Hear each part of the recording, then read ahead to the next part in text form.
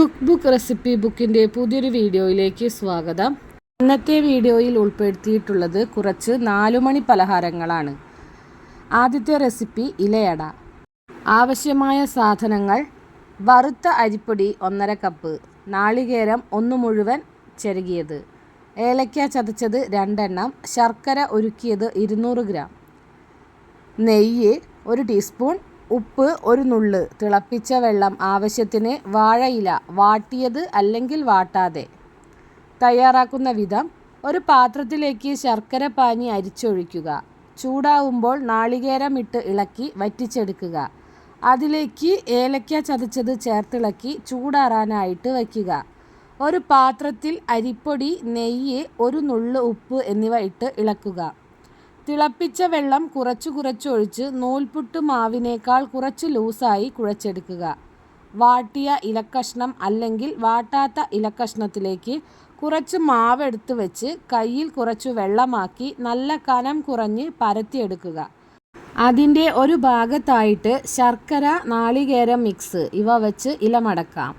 ഇഡ്ഡലി പാത്രത്തിൽ വെച്ച് 15 മിനിറ്റ് ആവി കയറ്റി വേവിച്ചെടുക്കാം. ഈ സംഭവം തന്നെ നമുക്ക് മറ്റൊരു രീതിയിലും തയ്യാറാക്കാം. അതിൻ്റെ പേര് പൂവട. തയ്യാറാക്കാൻ ആവശ്യമായ സാധനങ്ങൾ: പച്ചരി 1/2 കപ്പ്, നാളികേരം 1/2 കപ്പ്, പഞ്ചസാര 4 ടേബിൾ സ്പൂൺ. പഞ്ചസാര നിർബന്ധമില്ല, ആവശ്യമുണ്ടെങ്കിൽ മാത്രം ചേർത്ത് കൊടുക്കുക. ചെറുപഴം 1 എണ്ണം, നെയ്യ് 1 ടീസ്പൂൺ, വാഴയില വാട്ടിയത് ആവശ്യത്തിന് എടുക്കുക. തയ്യാറാക്കുന്ന വിധം: പച്ചരി ഒരു 4 മണിക്കൂർ കുതിർത്തി വെച്ച് നന്നായി അരച്ചെടുക്കുക. ഒരു പാത്രത്തിൽ നാളികേരം, പഞ്ചസാര, ചെറുപഴം എന്നിവ ചേർത്ത് നന്നായി ഇളക്കുക. അരി അരച്ചതിൽ നെയ്യ് ചേർത്ത് നന്നായി ഇളക്കി യോജിപ്പിക്കുക. വാട്ടിയ ഇലക്കഷ്ണം എടുത്ത് ഒരു തവി മാവെടുത്ത് ഇലയിൽ നല്ല മിനുസമായി പരത്തുക. അതിൻ്റെ ഒരു ഭാഗത്തായി ഇളക്കി വെച്ച നാളികേരം, പഞ്ചസാര മിക്സ് വെച്ച് കൊടുത്ത് ഇല നന്നായി മടക്കുക. ഇഡ്ഡലിപ്പാത്രം ചൂടാക്കി അതിൽ വെച്ച് 15 തൊട്ട് 20 മിനിറ്റ് വരെ ആവി കയറ്റി വേവിക്കുക. നല്ല സ്വാദുള്ള പൂവട റെഡിയാവും. അടുത്ത റെസിപ്പി ഉഴുന്നുവട. ഉഴുന്നുവട ഇഷ്ടമില്ലാത്തവർ ചുരുക്കമാണ്. നല്ല കട്ടിയിൽ തേങ്ങാ ചമ്മന്തിയും ഉണ്ടാക്കി ഒരു പിടി പിടിച്ചാൽ ഉഴുന്നുവട തന്നെ താരം. ചേരുവകൾ: ഉഴുന്നുപരിപ്പ് 1/4 കിലോ, ചെറിയ ഉള്ളി ചെറുതായി അരിഞ്ഞത് 10 എണ്ണം, ഇഞ്ചി ചെറുതായി അരിഞ്ഞത് 1 ടേബിൾ സ്പൂൺ, പച്ചമുളക് എരിവിനനുസരിച്ച് ചേർക്കാം, കുരുമുളക് ചതച്ചത് 1 ടീസ്പൂൺ, കറിവേപ്പില ചെറുതായി അരിഞ്ഞത് ആവശ്യത്തിന്, ഉപ്പ് ആവശ്യത്തിന്, എണ്ണ വറുക്കാൻ പാകത്തിന്. തയ്യാറാക്കുന്ന വിധം: ഉഴുന്നുപരിപ്പ് 5 മണിക്കൂർ വെള്ളത്തിൽ കുതിർത്ത് വെച്ച് കഴുകി വൃത്തിയാക്കിയതിന് ശേഷം അധികം വെള്ളം ചേർക്കാതെ അരച്ചെടുക്കുക. അതിനുശേഷം ചെറിയ ഉള്ളി, ഇഞ്ചി, പച്ചമുളക്, കുരുമുളക്, കറിവേപ്പില എന്നിവ ചേർത്ത് നന്നായി യോജിപ്പിച്ച് വയ്ക്കുക. ഇങ്ങനെ ഈ കൂട്ട് 1/2 ദിവസം വെച്ചാൽ അത് പുളിച്ചു പൊങ്ങും. അതിനുശേഷം ഒന്നുകൂടി കുഴച്ച് വടയുടെ രൂപത്തിൽ കയ്യിലെടുത്ത് പരത്തി അതിൻ്റെ നടുവിൽ ദ്വാരമുണ്ടാക്കുക. ശേഷം ചീനച്ചട്ടിയിൽ എണ്ണ ഒഴിച്ച് നന്നായി ചൂടായാൽ വട അതിലിട്ട് വറുത്തെടുക്കുക. അടുത്ത റെസിപ്പി പഴംപൊരി. പഴംപൊരിയുടെ റെസിപ്പി എല്ലാവർക്കും അറിയാവുന്നതും ഏറ്റവും വേഗത്തിൽ ഉണ്ടാക്കാൻ പറ്റുന്ന ഒരു നാടൻ പലഹാരവുമാണ്. പഴംപൊരി ഉണ്ടാക്കാനായിട്ട് അത്യാവശ്യം പഴുത്ത 2 നേന്ത്രപ്പഴം എടുക്കുക. തൊലി കളഞ്ഞിട്ട് നീളത്തിൽ മുറിച്ചെടുക്കുക. ഒരുപാട് പഴുത്ത പഴം ആവരുത്, പഴുത്തത് ആയിരിക്കണം.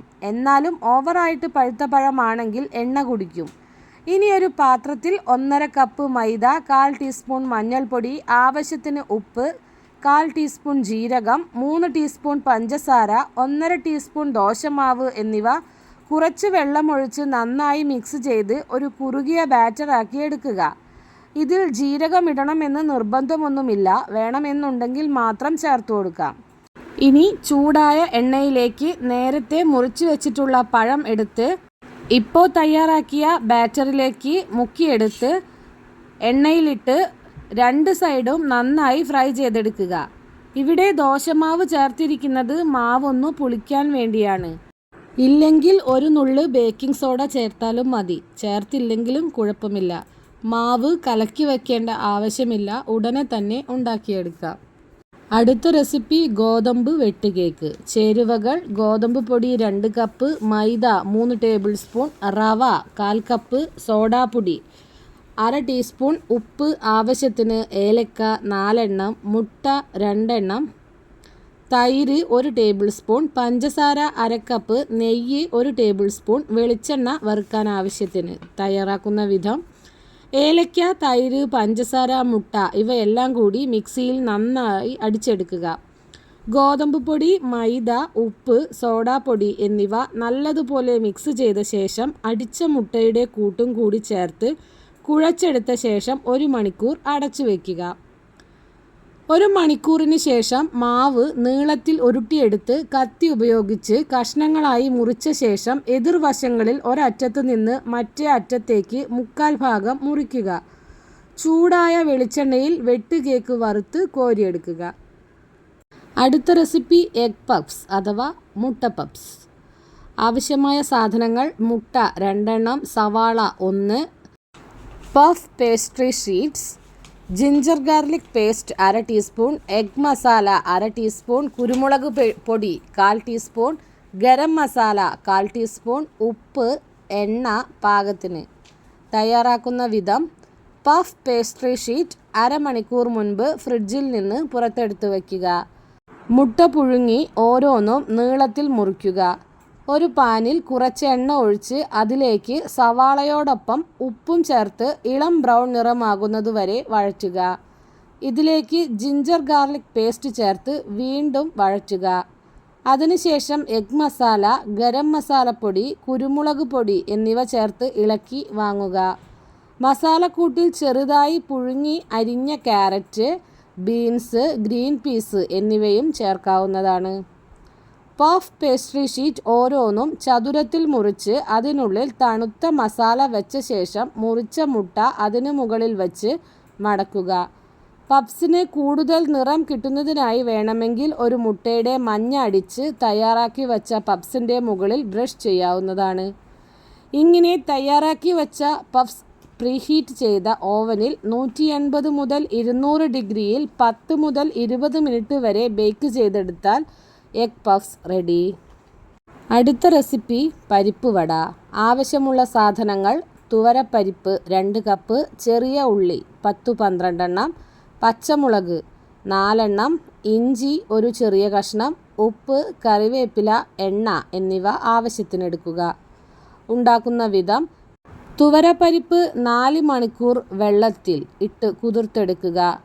വെള്ളം വാലാൻ വയ്ക്കണം. വെള്ളം തോർന്നു കഴിയുമ്പോൾ ഇഞ്ചിയും പച്ചമുളകും ഉള്ളിയും കറിവേപ്പിലയും കൂടെ ചേർത്ത് ചതച്ചെടുക്കുക. നല്ലവണ്ണം അരയേണ്ട ആവശ്യമില്ല. ഈ അരപ്പിൽ ആവശ്യത്തിന് ഉപ്പ് ചേർത്ത് ഇളക്കി വയ്ക്കുക. അടിവശം കനമുള്ള ഒരു ചീനച്ചട്ടിയിൽ എണ്ണ ഒഴിച്ച് ചൂടാകുമ്പോൾ അരച്ചു വെച്ചിരിക്കുന്ന പരിപ്പ് ചെറിയ ഉരുളയാക്കി എടുത്ത് ഒന്ന് ചെറുതായി പരത്തി എണ്ണയിലിടുക. ചെറുതായി നിറം മാറുമ്പോൾ അകം പുറം മറിച്ചിടുക. നിറം മാറി കരിഞ്ഞു പോകാതെ എടുത്ത് എണ്ണ തോരാൻ വേണ്ടി വയ്ക്കുക. നല്ല സ്വാദിഷ്ടമായ പരിപ്പ് വട റെഡിയായി.